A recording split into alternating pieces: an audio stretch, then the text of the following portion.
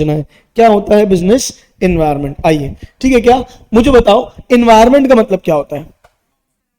वातावरण, सराउंडिंग्स, क्या बात समझ, माहौल, क्या बात समझ में आ रही है? वैसे ही बिजनेस का भी क्या होता है? एक एनवायरनमेंट होता है। बिजनेस का भी क्या होता है? एक एनवायरनमेंट। तुम बोलो तो मैं तुमको 10-5 मिनट में पूरे चैप्टर का एक बार में क्रक्स दे दूंगा कि पूरे चैप्टर में है क्या क्या बातें, फिर अंदर तुम रीड करोगे तुमको वही वही बातें आगे पीछे थोड़ी बहुत 19-20 मिलेंगी। ठीक है क्या? तो पहले मैं आपको 5 मिनट में चैप्टर का पूरा क्रक्स दे रहा हूं। एनवायरनमेंट का मतलब क्या होता है? सराउंडिंग्स, वातावरण, एटमॉस्फेयर, है ना, माहौल। वैसे बिजनेस के आसपास भी क्या होता है बेटा? एक एनवायरनमेंट होता है। ठीक है क्या? बोलते हैं ना कि यार इस देश में बिजनेस करना आसान है, इस देश में बिजनेस करना मुश्किल है। ठीक है क्या? तो जैसे हम रोज अपने माहौल से, तुम्हारे माहौल में कौन है अच्छा, तुम्हारे एनवायरनमेंट में कौन लोग हैं? तुम्हारे पेरेंट्स हैं, तुम्हारी फैमिली है, क्या बात तुम्हारी है, फिर यहाँ पे तुम्हारे टीचर्स हैं, तुम्हारे दोस्त हैं, ये सब है, और तुम उनसे डेली बेसिस में क्या करते हो? इंटरैक्ट करते हो। कोई तुमको अच्छा लगता है, कोई तुमको अच्छा नहीं लगता है, लेकिन अब क्या करो, जिंदगी है तो है, एनवायरनमेंट है तो है। उसी प्रकार से क्या हो गया भाई, मन में किसी के बारे में सोच रहे हो क्या तुम लोग? मेरे बारे में तो नहीं सोच रहे हो भाई तुम लोग?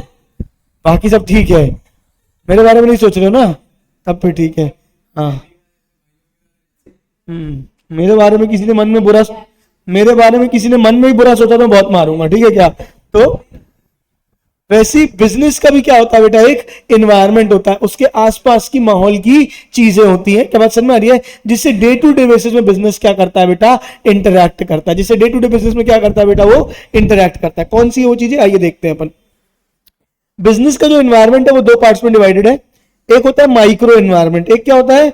माइक्रो, और एक होता है मैक्रो एनवायरनमेंट। क्या होता है माइक्रो एनवायरनमेंट और क्या होता है मैक्रो एनवायरनमेंट?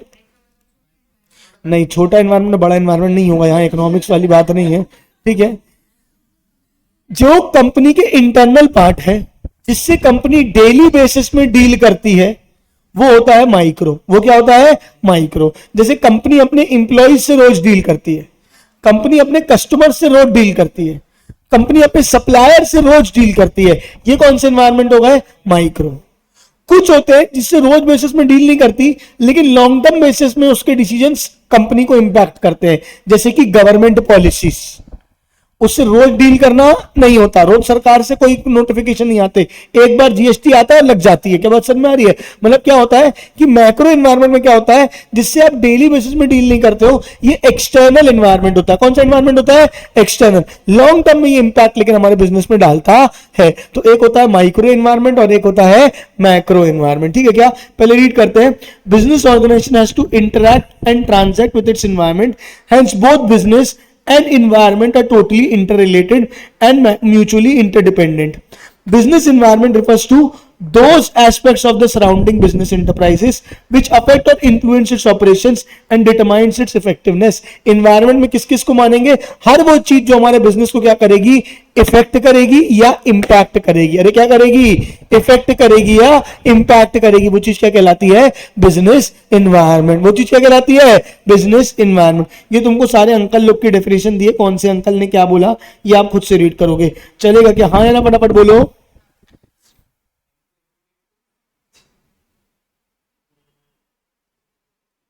अच्छा, आगे बात करें। The main features of business. अच्छा मुझे खुद बताओ, आमतौर पर बिना पढ़े बताओ, एनवायरनमेंट की क्या क्या फीचर्स है? एनवायरनमेंट कैसा होता है? डायनामिक होता है, ये हर कोई बोलता है। डायनामिक मतलब चेंज होता रहता है। ठीक है, और क्या होता है? कॉम्प्लेक्स होता है। ठीक है, और हम उस पर डिपेंडेंट होते हैं, वो हम पे डिपेंडेंट होता है। बिजनेस इंटरडिपेंडेंसी होती है। ठीक है क्या? हाँ, अनसर्टेनिटी होती है। Very good. ठीक है, और क्या होता है?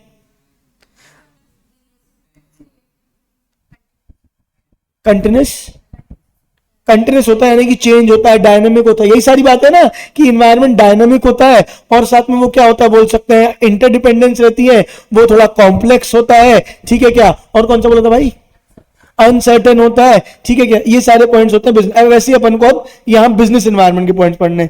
All the external forces. Environment हमेशा क्या होता है? एक्सटर्नल होता है। Business environment includes all forces, institutions and factors which directly और indirectly affect the business organisation. हर वो चीज जो ऑर्गेनाइजेशन को इफेक्ट करेगी, हर वो चीज जो क्या करेगी? ऑर्गेनाइजेशन को इफेक्ट करेगी। क्या कहलाता है? Business environment. क्या कहलाता है? Business environment. Specific and general forces कुछ होते हैं, जो सिर्फ हमारे बिजनेस को इफेक्ट करते हैं, कुछ होते हैं जो क्या करते हैं सिर्फ हमारे बिजनेस को इफेक्ट करते हैं, और कुछ जो सारे बिजनेसेस को इफेक्ट करते हैं। जैसे कि जीएसटी आ गया, सिर्फ हमारे बिजनेस को इफेक्ट हुआ कि सारे बिजनेसेस को हुआ? हमारे सप्लायर या हमारे इंप्लॉइज ने हड़ताल कर दी, हमारे इंप्लॉइज ने क्या कर दी? हड़ताल कर दी। बताओ वो सिर्फ हमारे बिजनेस का है कि सबका है? इंप्लॉइज हमारे बिजनेस के स्पेसिफिक हैं, बोलो हाँ या नहीं। लेकिन जनरल फोर्सेस क्या है? गवर्नमेंट के टैक्सेस, पॉलिसीज, पॉलिटिकल इंस्ट्रूमेंट्स, ये सब क्या है? क्या है? जनरल है। तो एनवायरमेंट स्पेसिफिक भी होता है और एनवायरमेंट, अब डेड बॉडीज, एनवायरमेंट स्पेसिफिक भी होता है और एनवायरमेंट जनरल भी होता है। स्पेसिफिक जब एक कंडीशन का स्पेसिफिक होता है, वही लिखा है specific forces such as investors, customers, competitors and suppliers. Not human or general forces are social. Non-human या general forces क्या है? Social, legal, technological, political, which affect the business indirectly. जो directly affect करेंगे वो होंगे specific और जो indirectly affect करेंगे वो होंगे general. हाँ हाँ। दूसरा क्या है? इंटर रिलेशन होता है इनका, आपस में इंटरडिपेंडेंट होते हैं। क्या बात समझ में आ रही है? फिर चौथा क्या है? इसमें क्या होती है? अनसर्टेनिटी होती है। क्या होती है? अनसर्टेनिटी। अगला क्या है बेटा? डायनामिक होता है। क्या होता है? डायनामिक। उसके बाद अगला क्या है? कॉम्प्लेक्स होता है। उसके बाद अगला क्या है? कॉम्प्लेक्स। तुम यहीं से देख देख के बोल रहे थे क्या? सेम पढ़ा है 12th में? ठीक है। डायनामिक होता है और क्या होता है? कॉम्प्लेक्स होता है। और क्या होता है? रिलेटिविटी होती है। क्या होती है? रिलेटिविटी। रिलेटिविटी मतलब हर कंपनी टू कंपनी एक तो क्या होता है? डिफर करता है कि मेरे लिए कुछ और होगा एनवायरनमेंट, किसी एक बिजनेस को एनवायरनमेंट का ज्यादा इंपैक्ट होगा, किसी एक बिजनेस को एनवायरनमेंट ज्यादा इंपैक्ट नहीं हो। बड़े बिजनेसेस को एनवायरनमेंट को उतना इंपैक्ट नहीं होगा जितना एक मीडियम या छोटे बिजनेस को होगा। बात समझ में आ रही है? क्या लिखा है? The impact of business environment में different from company to company और country to country. For example when consumer और organisation CAS published the report of finding pesticides in cold drinks resulted in decrease in the sale of cold drinks. On the other hand, if increased the sale of juices and other drinks, मतलब कि किसी एक environment change का effect किसी के लिए positive होगा और दूसरे के लिए क्या होगा? Negative होगा। बात समझ में आ रही है? अगर मान के चलो ये आई रिपोर्ट की कोल्ड ड्रिंक में कीटाणु है, तो कोल्ड ड्रिंक के लिए क्या हुआ? नेगेटिव हुआ, और जूसेस के लिए क्या हो गया? पॉजिटिव हो गया। या जीएसटी कईयों के लिए फायदा हो गया, कईयों के लिए नुकसान हो गया। नोट जो कोविड आया, पैंडेमिक आया, बहुत सारों के लिए नुकसान हुआ, लेकिन बहुत सारों ने बहुत पैसा भी कमाया। तो कोई एक पॉलिसी, कोई एक एनवायरनमेंट किसी एक को पॉजिटिवली इंपैक्ट करता है तो किसी और को नेगेटिवली भी इंपैक्ट कर सकता है। हाँ या ना? फटाफट बोलो। मैं चाहता हूं सारे पॉइंट्स अभी रीड करो जल्दी। वो एक रिपोर्ट आई थी,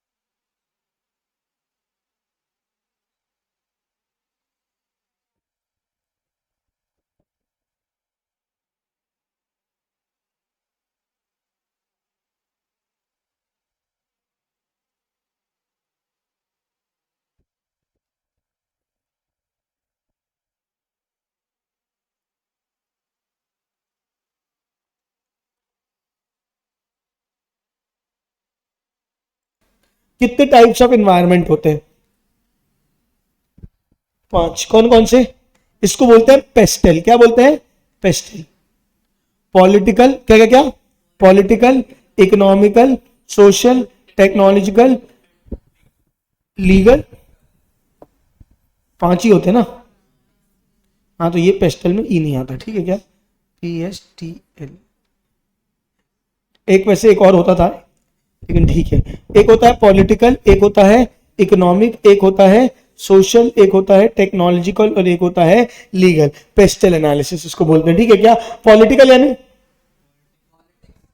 पॉलिटिक्स रिलेटेड, गवर्नमेंट चेंज हो गई, सरकार गिर गई, नई गवर्नमेंट आ गई, नई पॉलिसी आएगी, अब वो पॉलिसी बिजनेस के लिए अच्छी होगी कि नहीं होगी, यू डोंट नो वो कैसी है बिजनेस को लेके, बात समझ में आ रही है। तो हर क्या कहते हैं, गवर्नमेंट की अपनी पॉलिसी होती है बिजनेसेस को लेके। तो अगर सरकार कभी भी देखना नई गवर्नमेंट आती है तो मार्केट या तो ऊपर जाता है, तो मार्केट क्या होता है, नीचे जाता है, क्योंकि लोगों का एक अनुमान होता है कि ये बिजनेस फ्रेंडली रहेंगे या नहीं रहेंगे, पॉलिसीज इनकी कैसी रहेगी। अगर माने चलो दंगे हो गए के बाद सर में, वो तो खैर सोशल में आ जाएगा, पॉलिटिकल में और क्या आ जाएगा, मान के चलो अनस्टेबिलिटी है ना, पूर्ण बहुमत की सरकार नहीं है, अगर सरकार बीच में गिर जाती है तो फिर से इलेक्शंस होंगे, सारी चीजें होंगी, ठीक है क्या, नई पॉलिसीज आएंगी तो बिजनेस को फर्क पड़ता है। तो एक क्या होता है पॉलिटिकल, दूसरा क्या होता है इकोनॉमिक। जैसे इकोनॉमिक इन्वायरमेंट अभी क्या है, रिसेशन चल रहा है, क्या चल रहा है बेटा, रिसेशन, गंदा रिसेशन चल रहा है। मतलब तुम अगर आज तुमको समझोगे ना, हमको यहां बैठ के पता नहीं चलता, जैसे बाहर बाहर की कंपनीज है ना, सब जगह ले ऑफ्स चल रहे हैं, है ना, किसी को भी प्रमोशन अमोशन तो छोड़ दो, नौकरियों से निकाला जा रहा है, नए जो अभी अभी क्वालिफाई हुए बच्चे उनको नौकरियां मिल नहीं रही हैं, क्या बात समझ में आ रही है, क्योंकि क्या है, खतरनाक रिसेशन है। क्या है बेटा, खतरनाक रिसेशन, इकोनॉमिक डाउनफॉल है हर जगह, सिर्फ इंडिया में नहीं, ग्लोबली डाउनफॉल है। इंडिया तो फिर भी कंपेरेटिवली बेटर है, क्या बात समझ में आ रही है। अब क्योंकि ग्लोबल डाउनफॉल है तो बिजनेसेस में क्या होगा, डाउनफॉल आएगा, क्या बात समझ में आ रही है। तो ये होता है इकोनॉमिक एनवायरनमेंट। ये क्या होता है, इकोनॉमिक एनवायरनमेंट, जो ये देखता है कि रिसेशन है कि बूम है कि क्या है, किससे बिजनेस को क्या फर्क पड़ रहा है। हाँ यानी फटाफट बोलो। तीसरा क्या है, सोशल। तीसरा क्या है, सोशल। सोशल में तो मैं 2 घंटा बोल सकता हूँ, क्या बात समझ में आ रही है, मेरे को इतनी चिढ़ है सोशल से, मतलब जो हमारे देश में होता है नॉर्मली। सोशल फैक्टर्स क्या है, हमारे देश अभी जो पिछले कुछ समय से चल रहा है कि सोशल फैक्टर्स बहुत ज्यादा इन्फ्लुएंसिंग हो गए, है ना, हम लड़ रहे हैं चीजों को लेके, दंगे हो रहे हैं, ये हो रहा है, वो हो रहा है। अल्टीमेटली हमको क्या लगता है, इससे फायदा होने वाला है क्या, बेटा बिजनेसेस आएंगे ही नहीं तुम्हारे देश में, ठीक है। तुम बात बात में अपने आपको पाकिस्तान से कंपेयर करते हो, पाकिस्तान में वैसे ही कुछ नहीं है ना, तो बन जाओ पाकिस्तान। तो क्या है, वहां पे लोग नहीं करना चाहते बिजनेस, आप भी अगर उसी दिशा में भागोगे तो आपके पास भी बिजनेस नहीं आएंगे। क्या बात समझ में आ रही है। आपके देश में अगर पीस है, अगर आपके देश में डेवलपमेंट है, तो आपके देश में कोई भी कंट्री, कोई भी बाहर की ग्लोबल कंपनी आके अपना सेटअप करेंगी। क्या बात समझ में आ रही है। पता पड़ा तुमने, उन्होंने नया बिजनेस खोला, तुमने दंगे कर दिए, क्या बात समझ में आ रही है ना, तुमने दुकानें बंद करा दी, तुमने ये कर दिया, तुमने वो कर दिया। अल्टीमेटली सोशल फैक्टर से बहुत फर्क पड़ता है एक बिजनेस को। क्या बात समझ में आ रही है। अगर सोशल फैक्टर हमारे बिजनेस के हित में है तो अच्छी बात है, हित में नहीं है तो खराब एनवायरनमेंट की निशानी होती है। हाँ या ना फटाफट बोलो। चौथा क्या होता है, टेक्नोलॉजिकल। चौथा क्या होता है, टेक्नोलॉजिकल। टेक्नोलॉजिकल क्या होता है, नई टेक्नोलॉजी आ गई, एआई आ गया, क्या बात समझ में आ रही, चैट जीपीटी आ गया। अब इससे क्या होगा, आधे लोग की नौकरी चली जाएगी, बात समझ में आ रही है। बहुत सारे काम कंपैरेटिवली पहले से करना, बिजनेस के पॉइंट ऑफ व्यू से देखो तो क्या हो जाएंगे, आसान हो जाएंगे। क्या बात समझ में आ रही है। तो ये क्या है बेटा, टेक्नोलॉजिकल फैक्टर है। नई टेक्नोलॉजी आती है तो बिजनेस एनवायरनमेंट में काफी चेंज आ जाता है। अभी तक लोग हायरिंग के लिए परेशान थे कि क्रिएटिव आर्टिस्ट नहीं मिल रहे हैं, ये नहीं मिल रहा, वो नहीं मिल रहा। अब एआई आ गया, बहुत सारा काम आसान हो गया है। बोलो हाँ नहीं। At the same time employees के लिए दिक्कत भी हो गई है, ठीक है क्या, आपको उससे सीखना पड़ेगा। तो टेक्नोलॉजिकल फैक्टर्स। और क्या होता है, लीगल फैक्टर्स। क्या होता है, लीगल फैक्टर्स मतलब नया लॉ आ गया, नया कानून आ गया, आपके प्रोडक्ट को इलीगल घोषित कर दिया। क्या बात समझ में आ रही है। या फॉर एग्जांपल आपके प्रोडक्ट में कोई एक कंपोनेंट डलता था, उसका यूज सरकार ने बंद करवा दिया। होता है कई बार कि इतने लेवल से ज्यादा कार्बन नहीं होना चाहिए, क्या बात समझ में आ रही है, या इससे ज्यादा ये वाला आप केमिकल नहीं डाल सकते हो। जैसी सरकार ने ये नियम बना दिया तो आपका बिजनेस एनवायरनमेंट इफेक्ट हो जाएगा। बात समझ में आ रही है। तो वो क्या होता है, लीगल। या कोई भी नया कानून आ गया जिससे हमारे बिजनेस को फर्क पड़ेगा, चाहे जीएसटी, इनकम टैक्स, ये सब भी तो क्या है, कानूनी तो है। कॉम्पिटिशन एक्ट, कंपनीज एक्ट में चेंजेस आ गए, कुछ भी ऐसा हो गया जिससे बिजनेस एनवायरनमेंट को फर्क पड़ गया, तो वो चीज क्या कहलाती है, लीगल। तो कितने एनवायरनमेंट होते हैं, पहला पॉलिटिकल, दूसरा इकोनॉमिक यानी कि रिसेशन वगैरह, सोशल मतलब कि एनवायरनमेंट कैसा है, ठीक है क्या, चौथा मतलब टेक्नोलॉजी, नई टेक्नोलॉजी, और आखिरी क्या है, लीगल। क्लियर है क्या। एक एक करके जो मैंने बातें बोली वही समझाई गई है। गिव इट अ रीड जल्दी से, और आराम से रीड करना पूरा लाइन बाय लाइन, जो ना समझ में आए पूछना मुझसे। Ease of doing business by World Bank of India. अब देखो, वर्ल्ड बैंक ना एक रिपोर्ट बनाता है जिसको बोलते हैं डीबीआर रिपोर्ट। क्या बोलते हैं,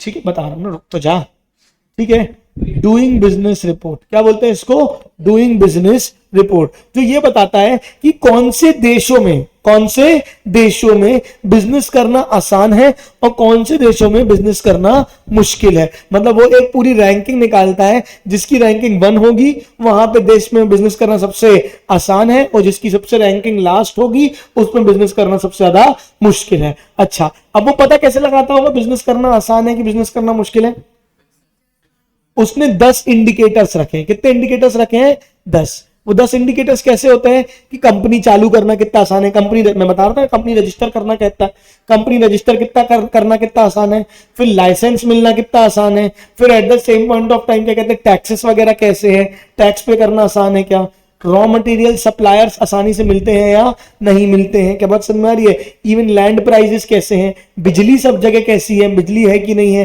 परमिट वगैरह मिलती है आसानी से कि नहीं मिलती है। ऐसे करके हमने क्या बना रखे हैं, 10 इंडिकेटर बना रखे हैं। हर देश को उस 10 इंडिकेटर में वो क्या करते हैं, मार्क्स देते हैं। उस हिसाब से उस देश की क्या आती है, रैंकिंग आती है। उस हिसाब से क्या आती है, उस देश की क्या आती है, रैंकिंग आती है। बात समझ में आ रही है। हमारी 766 कितनी रैंक आई थी अभी ऑन 24 अक्टूबर? क्या हुआ था, India has recorded jump of 14 position, हम 14 पोजीशन ऊपर आए हैं, ठीक है। इट्स रैंक ऑफ 77 इन 2009। अच्छा 77 पहले थी, पहले हमारी रैंक कितनी थी, 77, और अब हमारी रैंक कितनी हो गई है, 63। हमने 14 पोजीशन की क्या लगाई है, ऊपर छलांग लगाई है।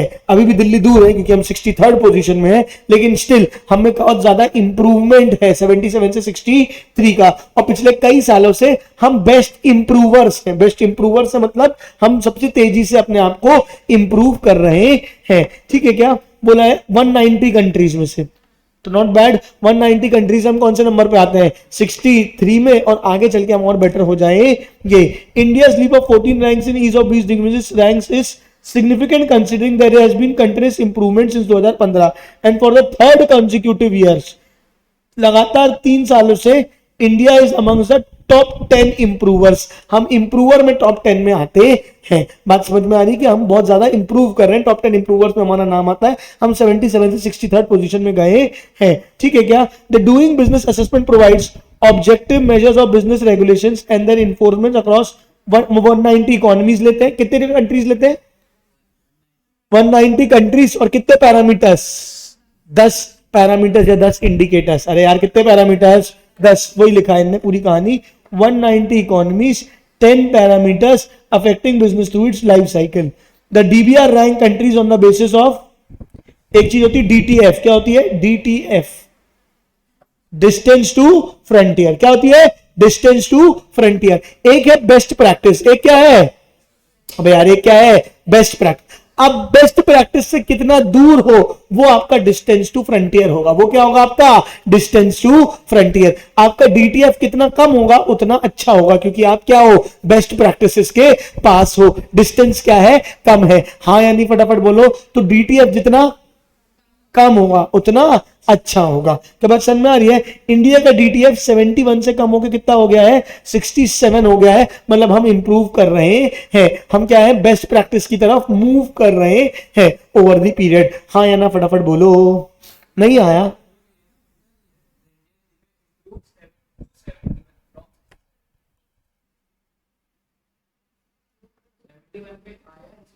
shows a score that shows the gap of economy to global best practice.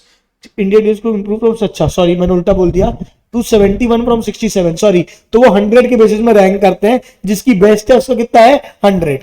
जिसका बेस्ट है उसका क्या है, 100। जितना बड़ा होता जाएगा, उल्टा बोल दिया था मैंने, जितना बेटर होता जाएगा उतना बड़ा होता जाएगा नंबर, 100 के पास पहुंचते जाओगे। हम 67 से कहां पहुंचे हैं, 71। 67 से कहां पहुंचे हैं, 71। तो बेस्ट प्रैक्टिस क्या है, 100 है। बेस्ट प्रैक्टिस क्या है, 100 है। हम 67 से 71 में पहुंचे, मतलब वी आर इंप्रूविंग। मतलब वी आर क्या है बेटा, improving. India is improve it's rank 7 out of 10 indicators. 10 में से 7 इंडिकेटर्स में हमने अच्छा किया है, ठीक है। हम इंटरनेशनल बेस्ट प्रैक्टिस की तरफ मूव कर रहे हैं, यानी कि हम डीटीएफ की तरफ मूव कर रहे हैं। और वो कौन से 7 एरियाज है, ये है, देखो कौन कौन से हैं। Resolving insolvency. रिजॉल्विंग इंसॉल्वेंसी मतलब अगर कोई बिजनेस इंसॉल्वेंट हो गया, कोई बिजनेसमैन इंसॉल्वेंट हो गया, उसका दिवालिया निकल गया है, तो उसके बिजनेस को वापस से खड़ा कैसे करना है। पहले क्या था, हमारे यहाँ बिजनेस इंसॉल्वेंट हो गया, दिवालिया निकाला, बेच बाज के खत्म करो। अब आईबीबीआई मतलब कि आईबीसी एक कोड होता है, इंसॉल्वेंसी बैंक्रप्सी कोड। आईबीसी आने के बाद क्या हो गया है, हम दिवालिया करने में बिलीव नहीं करते, हम उसको वापस से क्या करते हैं, बेटर करने में बिलीव करते हैं, इंप्रूव करने में बिलीव करते हैं। बात समझ में आ रही है। तो हम किस किस चीज में इंप्रूव हुए, रिजॉल्विंग इंसॉल्वेंसी। दूसरा क्या है, construction permits, trading across borders, समझ गए। फिर क्या है, रजिस्टरिंग प्रॉपर्टी, पेइंग टैक्सेस, ठीक है, getting electricity, starting a business. Overall rank हमारी कितनी आ गई है? 63 से 77। बात समझ में आ रही है? ये देखो ये सब कम हुए, मतलब प्रॉब्लम्स कम हुई है, डिस्टेंस जो है वो कम हुआ है। हाँ या ना फटाफट बोलो। अरे हाँ, फिर क्या बोला? The World Bank has recognised India as one of the top 10 improvers for the third consecutive year. Sorry, for the third consecutive year. Recovery rate under resolving insolvency has improved significantly from 26.5% to 71%. पहले हम सिर्फ 26% से recover कर पाते थे, अब हम कितने से कर पा रहे हैं? 71% से। The time taken for resolving insolvency has also come down significantly. पहले 4.5 साल लगते थे, अब 1.5 साल में हम क्या करते हैं? इंसॉल्वेंसी से निकाल ले रहे हैं बंदे को। India continues to maintain its first position among the South Asian countries. It was 6th in 2014। हम साउथ एशियन कंट्री में क्या है? टॉप है इंप्रूवर्स में और रैंकिंग में। क्या बात समझ में आ रही है? ईज ऑफ डूइंग बिजनेस में। हाँ या ना फटाफट बोलो। नहीं आया? मैं चाहता हूं एक बार रीड कर लो पूरा।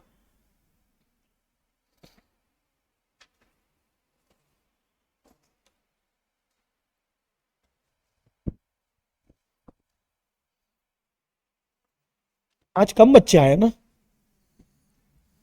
कौन कौन नहीं आया? अब नेक्स्ट आगे भी वही कहानी है वैसे। Ease of doing business index by department for promotion of industry and internal trade for states. सीधे सीधे बता दूंगा इसमें क्या लिखा हुआ है, इसमें सीधे सीधे बता देता हूं। आखिरकार इंप्रूव, ये तो बाहर की वर्ल्ड बैंक के इंडिकेटर्स थे, वर्ल्ड बैंक ने दिए, हमने इंप्रूव कैसे किया है? तो हमारी जो मिनिस्ट्री है उसने क्या क्या कदम उठाए, उसमें मेन ये पढ़ना है कि हमारी जो मिनिस्ट्री है उसने क्या क्या कदम उठाए काई के लिए, ताकि हमारी ईज ऑफ डूइंग बिजनेस, जिंदा होना तुम लोग सुन रहे हो ना, यही होना, ताकि तुम्हारी ease of doing business position क्या हो जाए? बेटर हो जाए। क्या बात समझ आ रही है? कौन से कदम उठाए सीधे यहां लिखे हुए हैं, वो मैं पढ़ा देता हूं। सबसे पहले क्या है?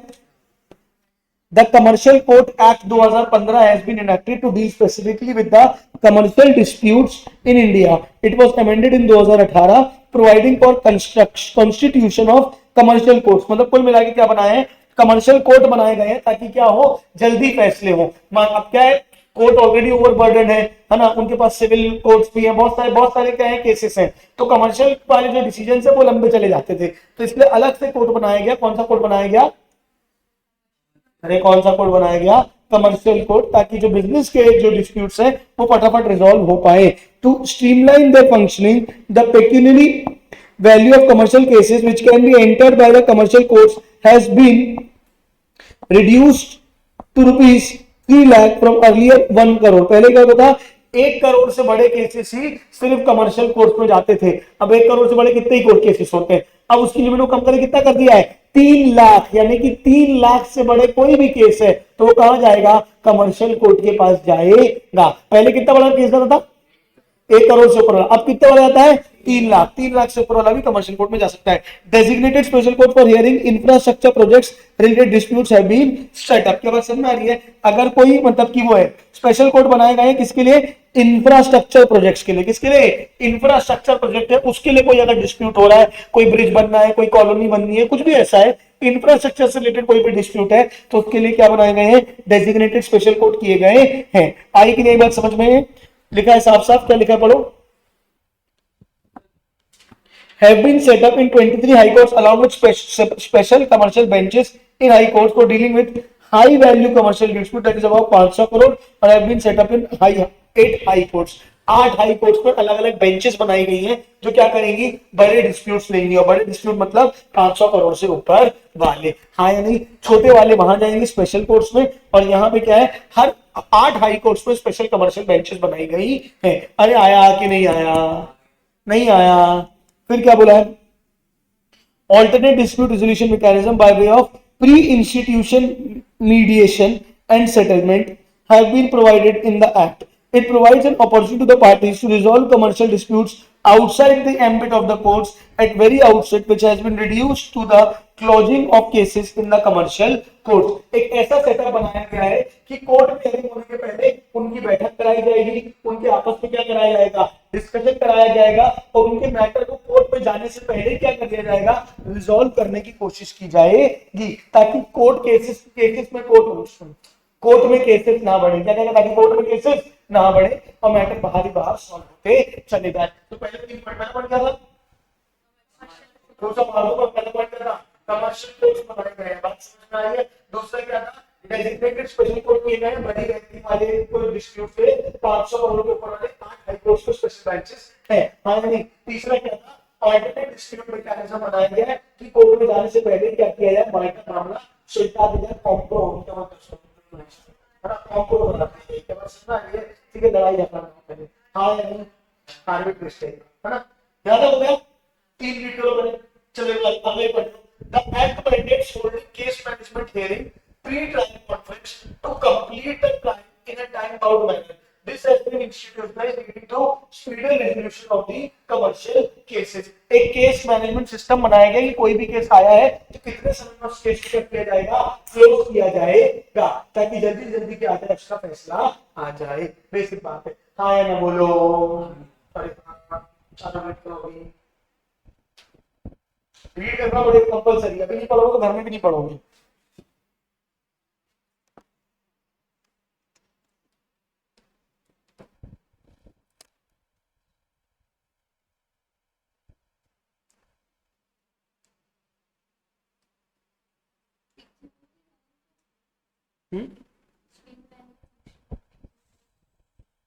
कहाँ लिखा हुआ है, to streamline the functioning, the pecuniary value of commercial cases which can be entertained by the commercial court has been reduced to 3 lakh.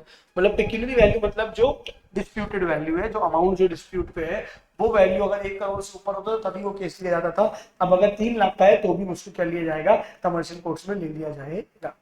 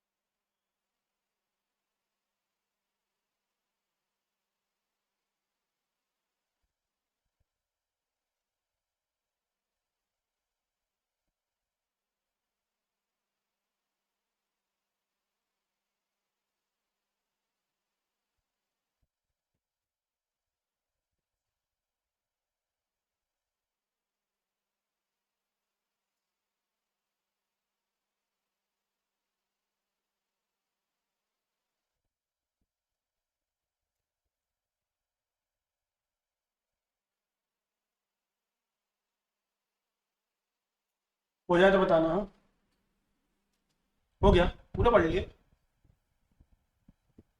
पढ़ लिए, जल्दी पढ़ बेटा। पढ़ने का मतलब होता है पढ़ना है, रीड पर जैसे थोड़ा बड़ा रीड नहीं करना होता है, अंदर की बात समझ में आ रही कि नहीं वो देखना होता है। Designated special courts for hearing infrastructure project related disputes have been set up in 23 high courts along with special commercial benches in high courts for dealing with, मतलब designated special courts कितने हैं 23 high courts में, और जो special commercial benches हैं in high courts for dealing with high value commercial disputes वो 500 में set up in 8 high courts। 500 crore से ऊपर वालों के लिए किसमें है, 8 high courts में है, और जो normal benches हैं कि special courts है वो किसमें है, 23।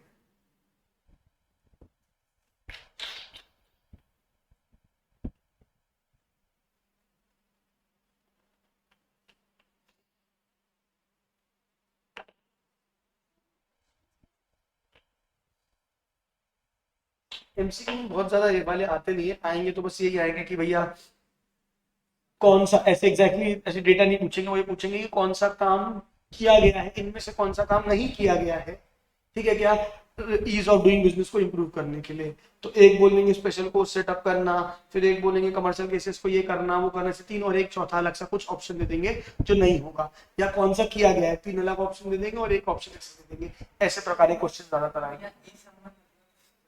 ई समन सब मैंने वैसे पढ़ा नहीं, पढ़ लिया क्या? ई समन मतलब की, समन मतलब क्या होता है? पेशी का वो आता है कि आपकी कोर्ट की पेशी का नोटिस आता है। तो पहले कोर्ट का पेशी का नोटिस कैसे आता था? उस डाक से आता था, अभी भी डाक से आता है, लेकिन कई बार लोगों को मिलता ही नहीं था, पेशी नहीं हो पाते थे, डेट आगे बढ़ गई। अब क्या है कि समझ होगा, तुम्हारी ईमेल आईडी में आ जाएगा, तुम्हारे उसमें आ जाएगा, और एक वेबसाइट है जहाँ पे तुम अपना नंबर डाल के, एक वेबसाइट है जहाँ पे तुम अपनी डिटेल डाल के, नाम, डेट ऑफ बर्थ डाल के देख सकते हो कि आज तक तुम पे कौन कौन से केसेस हुए हैं और कौन कौन से केसेस पे कैसे कैसा पैसा पे आया। तो मैं मजे की बात बताता हूँ। एक दिन मेरा मतलब इंडिया के जो जुरिस्डिक्शन सिस्टम है उसमें मैं उनको हालत बताता हूँ रियल कैसे होता है। कि एक दिन मेरा भाई है, छोटा भाई है मेरा, बहुत सीधा आदमी, तो बिल्कुल कोई दुकान है उसकी, सीधा साधा काम करता है, कुछ नहीं करता। एक दिन रात को उसके घर में 11:30-12 बजे पुलिस आती है। फोन किया, बहुत सीधा इंसान है, 11:30-12 बजे फोन किया, और मतलब उसके घर में पुलिस सीधे घर के नीचे आ गई। उसने मेरे को फोन किया, मैं पहुंचा उसके पास, मैंने बात करी, तो बोले नहीं यहाँ बात नहीं होगी, थाने में चल के बात होगी। चलिए ठीक है, थाने में चल के बात होगी। हम थाने में गए, उसके साथ थाने में गए, उसको अंदर कर दिया। उसको अंदर कर दिया हमने। कभी अंदर क्यों किया है, क्या है गलती, क्या है गुनाह, क्या है, कुछ किसी ने एफआईआर डाली, क्या किया है? बोलते वो सब नहीं पता, ये कोर्ट से नोटिस आया है, नॉन अवेलेबल वारंट है, आपको इसको कल कोर्ट में पेश करना पड़ेगा। ठीक है, हम कल पेश कर देंगे, अभी इसको घर में रात को जाने दो सोना। तो बोलता नहीं। और लिटरली जैसे मुजरिमों के साथ व्यवहार होता है ना, वैसा व्यवहार करता है। बढ़िया चप्पल उतारो भाई, ये करो वो करो, ऐसा करके सर बहुत बुरा ट्रीटमेंट करके उसको वहां रखा। हमने अपनी पूरी पहुंच लगा दी, मतलब नेता नगरी का फोन भी लगवा दिया, सब कुछ करवा दिया। लेकिन जब कोर्ट से ऑर्डर आ चुका तो कुछ नहीं हो सकता। कोर्ट से ऑर्डर आ गया था, किसको क्या करना है, पेश करना है जज के पास। अब ठीक है, वहां गए, अभी तक समझ नहीं आ रहा है कि किया क्या बंदे ने। ठीक है, फिर एक वकील को हायर किया, वकील से पता लगवाया, पुलिस वाले से, पहचान वाले से बात करी, तो पता लगा कि कोविड के टाइम पे जब मना था, वो लगा था, कर्फ्यू लगा था, लॉकडाउन लगा था, तो वो एक्टिवा लेके कहीं निकला था, तो उसकी एक्टिवा जब्त कर ली गई।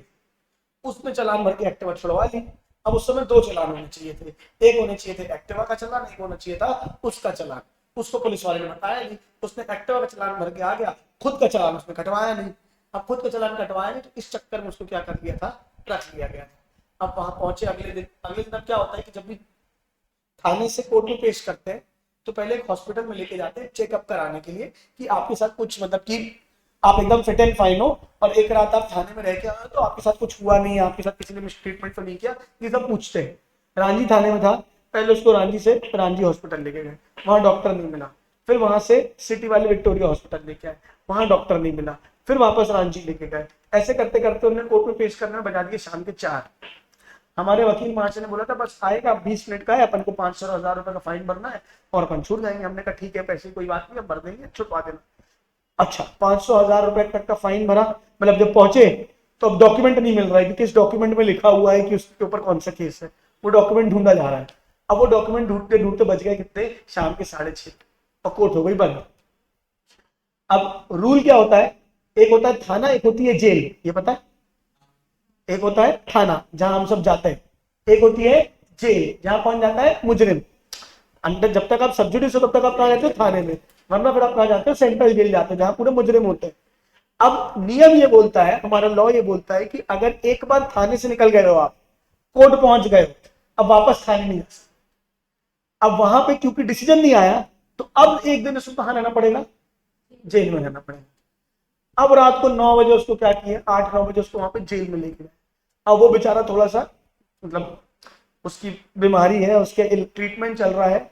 हमने बोला पहले बोला कि भैया आप कुछ भी कर लीजिए, जितने पैसे लेने ले लीजिए, किसी ने कुछ नहीं सुनी, सीधे उसको जेल भेज दिया गया। हमने बात कर रही थी कि इसको मेडिसिन पहुंचानी है हमको, वरना रात को इसकी तबीयत ज्यादा खराब हो जाएगी। तो यहाँ से जज ने बोल दिया था कि हाँ पहुंचा देना, कोई बात नहीं। वहां पहुंचे तो वहां कोई है ही नहीं, कोई सुनने वाला ही नहीं है, ना कोई नीचे गार्ड है, ना कुछ है, कुछ भी नहीं है। और अल्टीमेटली फाइनली उसको कुछ नहीं हुआ। अगले दिन सुबह हम पहुंचे, हमको लगा था उसको लेके आएंगे, उसको लेके भी नहीं आए। पूरा प्रोसेस किया है, फाइन भरा है, घूस खिलाई है, वकील को घूस खिलाई है, बाबू को घूस खिलाई है, सबको घूस खिलाने के बाद हमारा, ताकि हमारा नंबर आ सके, वरना फिर हमारा नंबर शाम के 5 बजे तक नहीं आता और फिर हम क्या हो जाते, एक दिन बेचारा फिर जेल में सड़ता।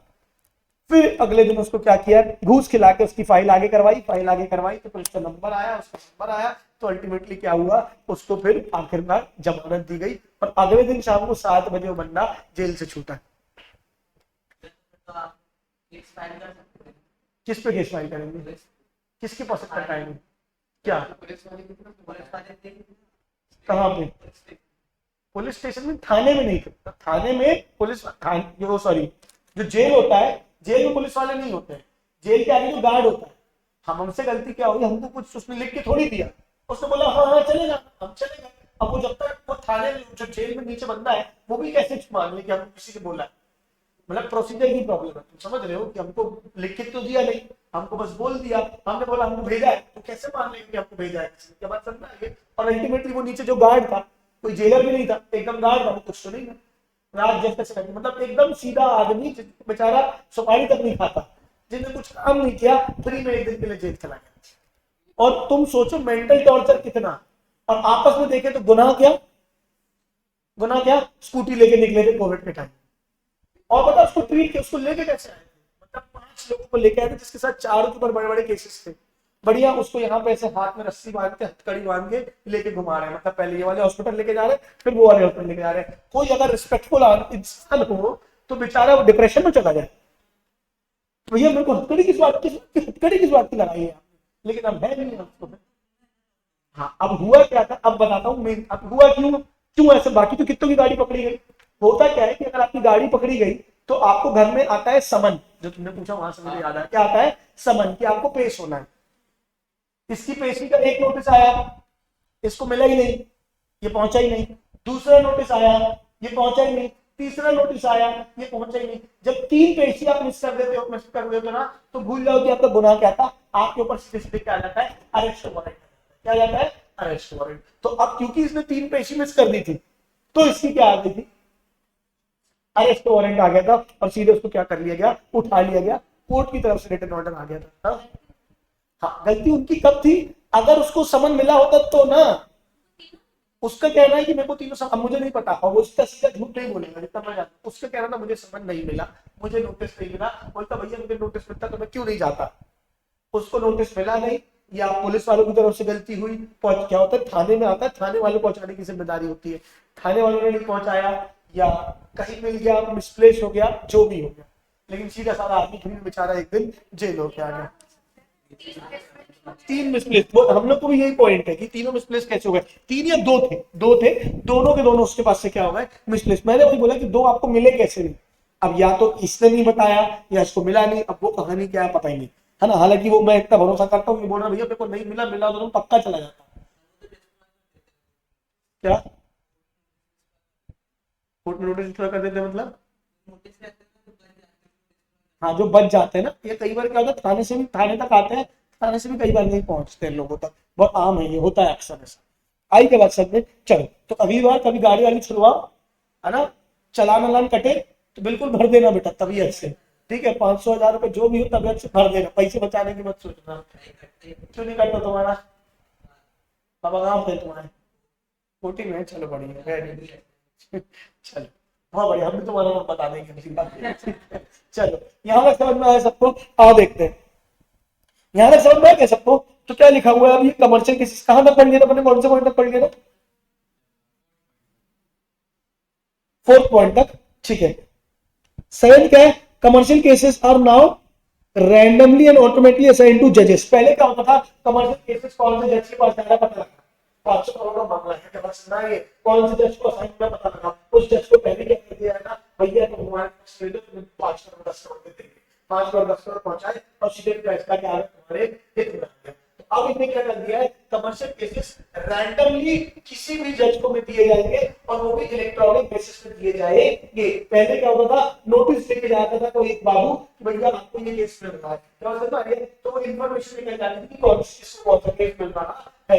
अब ये इन्फॉर्मेशन मिलने का कोई तरीका नहीं है, इलेक्ट्रॉनिकली रैंडमली जजेस चुने जाएंगे कि किसको कौन सा केस मिलना है। Commercial cases are now randomly and automatically assigned to जजेस using case information system software eliminating human intervention. अब ह्यूमन इंटरवेंशन नहीं है, टू इनहेंस जुडिशियल ट्रांसपेरेंसी रहेगी। CIS एक सॉफ्टवेयर है जो ये काम करता है, जिसका नाम क्या है, केस इंफॉर्मेशन सिस्टम। क्या है?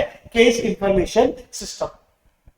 हाँ, अब पहले केस फाइल करने के लिए भी पहले जाओ, एफआईआर लिखाओ, ये करो, वो करो, नोटिस लिखवाओ, है ना। अब क्या है? ई filing of commercial cases. Commercial cases है तो आपको किसी के खिलाफ रिपोर्ट फाइल करनी है, कुछ फाइल करनी है, ई फाइल कर सकते हो। कमर्शियल केसेस क्या है? इलेक्ट्रॉनिकली फाइल हो सकते हैं। Has been operationalised in most of the commercial courts to reduce the time taken to file cases. Electronic service of summons, e summons और commercial cases has been operationalised in review commercial courts which reduces to delay. मतलब ये ई समन हो गए, जो पेशी होगी आज के बाद में क्या हो जाएगी? ऑनलाइन हो जाएगी, सारी चीजें आपको ऑनलाइन पता चल जाएगी। मेनली वही कहानी। हाँ, यानी the government has notified central commercial court has notified commercial courts rules, statistical data rules. एक रूल बना दिया कि जिसमें कमर्शियल कोर्ट से क्या आएंगे? डेटा आएगा, स्टैटिस्टिक्स आएगा, कौन सी केस है, कब शुरू हुआ, कब खत्म हुआ, कितनी हियरिंग हुई, कितनी कौन सी हियरिंग हुई, कब कब आए, कितने डेट पे सुप्रीम कोर्ट में जाकर उस केस को क्या कर दिया गया? बंद कर दिया गया। ये पूरा डेटा आपसे निकाला जाएगा। गवर्नमेंट ने ऐसा नोटिफिकेशन निकाला है। हाँ यानी बराबर बोलो। अच्छा, जब ये भाई का केस हुआ ना, तभी आपको पता चला कि वेबसाइट होती है, इस वेबसाइट में जाकर क्या कर सकते हो? डाल के देख सकते हो कौन कौन सी केसेस है। तो समझ गए? फिर हम सबको अपने परिवार वालों के नाम नंबर सबको डाल देंगे। किसी कोई और कहानी है तो मजे की बात है, हमारे चाचा का नंबर डाला, उनके ऊपर भी केस था, उनकी भी एक पेशेंट हो चुकी थी, उनको नहीं मिला था समझ के बाद सुनना। ये दूसरा उनकी 4 दिन बाद थी, है ना। और हमने चौथे दिन में जाके क्या कर दिया? उनको चलाना भर के बच गए, लेकिन वो भी अंदर हो सकते। तो वही वाली कहानी है। तो इसलिए थोड़ा बहुत ऑनलाइन प्रिपेयर करके आपको पता होगा चाहिए। आया कि नहीं आया? बोलो। अरे हाँ, आखिर में क्या दिया ये बता दूं क्या? रीड करने नहीं बोले। हाँ, वेबसाइट अब मुझे याद नहीं है, मैं बस व्हाट्सएप में लिखी हुई है, देख लो। चेक करके दिखाओ बस आपको कैसे चेक होता है, ठीक है? हम चेक करके देखेंगे तो पता चलेगा किस पे कौन सा केस चल रहा है। ठीक है क्या? ठीक है क्या? चलो। हाँ, देख चुके हो, मैंने देख लिया। चलो, ये क्या है? कौन कौन सी चीज की गई है ईज ऑफ डूइंग बिजनेस को बेटर करने के लिए? क्या क्या ईज ऑफ डूइंग बिजनेस करने के लिए क्या किया है? Auto renewal of licence, licence को रिन्यू कराना, ये करना, वो करना, बड़ा झंझट वाला काम है। तो अब सरकार कर रही है ऑटो आप पैसे भर दो, हर ऑटोमेटिकली क्या हो जाएगा? रिन्यू होता चला जाएगा घर में। फिर क्या है? Third party inspection and audits. Third party आएगी आपके यहाँ पे चेक करने, ऑडिट्स चेक करने आते हैं, है ना। जैसे आप दवाई के अंदर काम करते हो तो ड्रग इंस्पेक्टर आता है, ठीक है? ड्रग इंस्पेक्टर आता है, वो चेक करता है कि आपका ये एक्सपायरी तो नहीं बेच रहे हो, आपका लाइसेंस ठीक है कि नहीं है।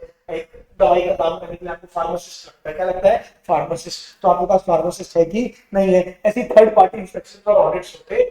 Standardised and simplified return filing, return filing compatibility क्या कर दी गई है? असाइन कर दी गई है। रजिस्टर मेंटेन करते पड़ते थे बहुत सारे, उसको कंपैटिबिलिटी रैशनलाइज कर दिया गया, इजी कर दिया गया, मल्टीपल ये क्या कर दिए गए? सिंगल रजिस्टर कर दिए गए। Minimise eliminate display requirement. पहले क्या होता? आपको डिस्प्ले लगाना पड़ेगा, ये करना पड़ेगा, इतना ये बातें लिखनी पड़ेगी, वो डिस्प्ले रिक्वायरमेंट्स को भी क्या कर दिया गया है? कम कर दिया गया है। Digitalisation and simplification of manual forms and records. Manual forms से कुछ क्या हुआ है? ऑनलाइन हुआ है, कंपैरेटिवली बहुत इजी हुए हैं। फिर क्या है?